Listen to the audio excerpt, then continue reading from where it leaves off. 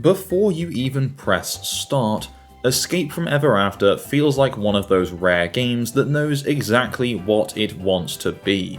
It wears its inspirations proudly, winks at the player with an overwhelming level of confidence, and then instead of coasting on nostalgia, starts quietly proving that it has ideas of its own.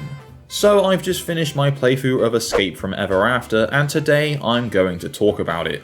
So what is Escape from Ever After? Well, it's a colourful adventure RPG that's definitely inspired by the classic Paper Mario games such as the Thousand Year Door. It released a couple of weeks back on the PlayStation, Xbox, Steam, as well as the Nintendo Switch. It's a game that blends turn-based combat with some pretty witty storytelling, puzzle exploration, and satirical world-building that pits fairy tale characters against a greedy corporate entity called Ever After Incorporated.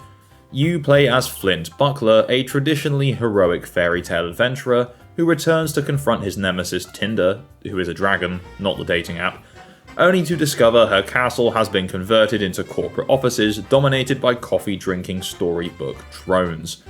With classic stories now exploited for cheap labour and profit, Flint has to get a job at Ever After, climb the corporate ladder and fight back from the inside, recruiting some weird allies and unravelling corporate twists along the way. It's a big storybook adventure where timed action commands, character switching, customizable party members, and puzzle-rich environments are all core components. It features an amazing jazzy big band soundtrack, an eclectic roster of bizarre and weird characters, and self-aware storytelling that constantly subverts and plays with RPG as well as fairy tale tropes. So now that you know the basics, let's jump into it. It's rare that an indie title arrives with the kind of excitement and buzz that Escape from Ever After has generated. In a landscape where fans of classic turn-based RPGs have basically been starved for a worthy successor to the Thousand Year Door, and even Bug Fables, this release manages not only to meet those expectations, but in some respects exceed them. From the first moment you boot up the game, it's clear that this isn't just a copy. It's a fully realised evolution of that beloved style. So the premise is basically satire meeting a fairy tale storybook adventure. At its core, it's a satirical RPG, and one with a surprisingly sharp narrative hook. Where most turn-based RPGs rely on stock fantasy premises, like Dark Lord Rising, Princess Kidnapped, so on and so forth, this game instead asks you to tackle something far more modern. Corporate takeover and the commodification of stories themselves. The idea that an evil megacorporation could infiltrate and exploit fairy tales is playful on its surface, but it also serves as a clever lens through which the game explores identity, purpose, and narrative agency. Flint Buckler's arc from warrior hero to stressed corporate cog is both hilarious and genuinely engaging. The writing leans into office absurdity with some pretty dry humour, and the juxtaposition of fairy tale characters filling out HR forms is quite amusing. While the early narrative beats follow the expected style of whimsical RPG storytelling, they quickly establish a unique tone that feels fresh and somewhat self-aware. So one of my favourite aspects of the game is the characterization. The characters in this game are one of its standout achievements. Wolfgang, or well, the big bad wolf, is basically a character with one single brain cell that he uses to operate his tail. And it's emblematic of the game's ability to make even the goofiest characters feel endearing rather than just caricatures. Mr. Moon, who is your corporate manager, has a cheery disposition, and then Tinder, which was your arch nemesis as a dragon, who you now have to team up with, is a surprisingly layered but also humorous character, which overall means the cast has a delightful balance of comedy and depth. Importantly, every party member feels like a hero and an important character in their own right, a design choice that pays off not just narratively, but mechanically. Unlike many RPGs where the protagonist monopolizes the spotlight, this game's ensemble cast each brings unique perspectives and a lot of charm to the story, making moments of dialogue and interaction genuinely enjoyable, rather than just obligatory. The dialogue is sharp, character voices are distinct, and the humour very rarely dips into the realms of repetition. While some players may find certain jokes or references a bit cheesy, those moments are part of the game's identity. It never tries to be grim or overly serious, even when dealing with deeper themes of exploitation, power, and self-actualization, because weirdly there's quite a lot of that going on in this game. Now, before we dive into the gameplay mechanics, I just want to talk about the narrative pacing, because it's great in the first half, and in the second half it's not quite so good. Of all the narrative elements, pacing is perhaps where this game struggles the most. I would say that the first half of this campaign is pretty much flawless in how it introduces themes, expands the world, and maintains player investment. However, as the story progresses, it sometimes feels like there's too much ground to cover with too little time to do it justice. Two threads in particular, which could have each sustained a separative narrative arc, are introduced and then resolved in a compressed manner, leaving players with the sense that the game almost hit an emotional crescendo, but didn't quite follow through with sufficient depth. That said, even the second half of the story delivers memorable scenes and satisfying payoffs. The pacing issues don't really derail the experience, but for a narrative that thrives on its whimsical depth and surprising emotional beats, a slightly broader scope would have enhanced its impact. This is especially true given how engaging the early couple of chapters are. The story builds momentum, and then the finish line comes a bit too quickly. But on the other end of that spectrum, there are also a few parts of this game that really grind it to a complete halt. Later on in the game, there are two chapters that rely very, very heavily on repeat battles. Without too many spoilers, there's a pirate-themed chapter where you're looking for treasure, and you are basically limited to this boat whilst you sail from island to island looking for it, but between each island are way too many unavoidable, unskippable battles with basically the same kind of characters. I mean, it's great for the experience grinding, but it just feels like it's forced in to pad out the game, even when the rest of the game's story could have done with a bit more expansion, rather than needless focus on doing like 10 battles in a row in between anything happening. Okay, so enough about the story, let's talk about the gameplay and the mechanics. One of the best aspects of Escape from Ever After is how it handles traditional mechanics, giving them a modern spin that feels both accessible and deep. The combat is arguably its strongest mechanical pillar, drawing very clear inspiration from the Paper Mario formula. Timed button hits, timed defense button hits, and action commands, the game incorporates a sense of rhythm and precision that rewards player engagement rather than passive button mashing. In most franchises, your partner character is static in battle, you swap them in for a special move, and that's it till the next turn. Here you can switch any character, not just a designated partner, at almost any time. This gives every member of your party a sense of equality and strategic importance, which is pretty rare, and that equality extends both to combat and team identity. None of the characters ever feel like they're unnecessary or filler, and each one has stakes in every fight, puzzle, or platforming challenge.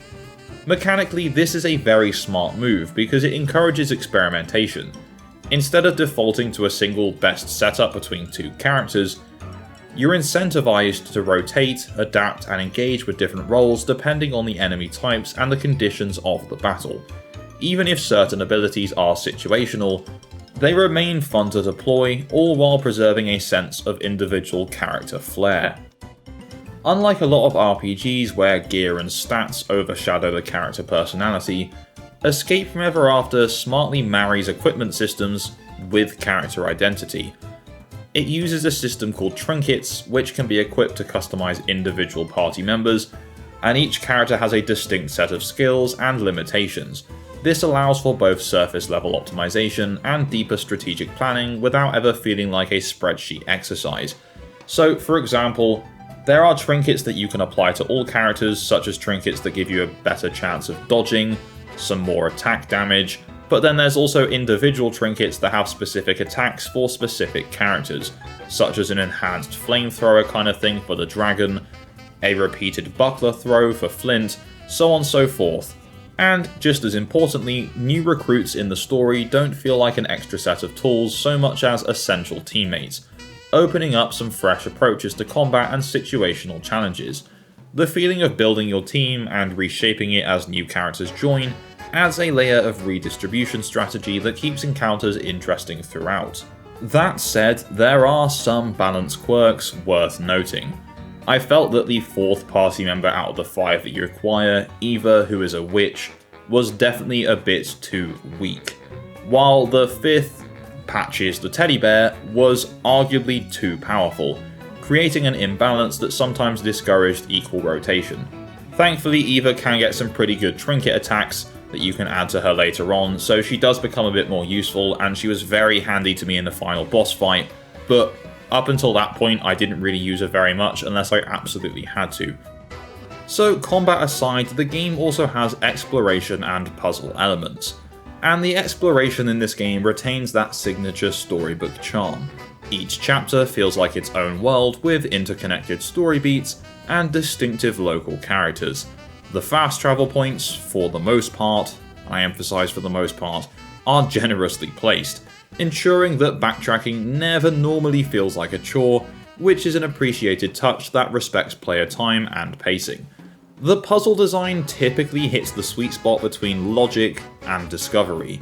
Later levels introduce spatial reasoning and sequence challenges that genuinely require thought rather than reflex alone. And they aren't throwaway fillers, many puzzles feel like mini brain teasers that reward your attention and experimentation. However, a few design decisions in this area definitely annoyed me a little bit. One of the main things that began to wind me up is the first strike system, where only Flint can trigger surprise attacks by jumping or throwing his buckler, but the controls for these actions feel very imprecise in a 3D space. Throwing your buckler at an enemy is often difficult due to camera angles and some weird hitbox oddities, leading to inconsistent results. And as well as this, some later puzzles rely on color recognition and audio cues without alternative visual indicators for accessibility purposes. An issue that the developers have acknowledged, so that's fine. These aren't game-breaking flaws, but they do occasionally pull you out of the otherwise somewhat slick experience. So with gameplay out of the way, let's talk about the visual and audio presentation, because this is where the game does really shine. So the art style. Visually, Escape from Ever After pays homage to its Paper Mario backgrounds, while crafting an identity all of its own. The environments are vibrant and varied, from the dull corporate cubicle forests to noir-style mystery alleys and Lovecraftian tinged horrors, each with its own flair and personality. Characters appear as stylized cutouts that move with some pretty lively animations, creating a storybook feel that reinforces what the game was going for. The world's graphical approach is not just a superficial aesthetic choice, it reinforces the narrative stakes.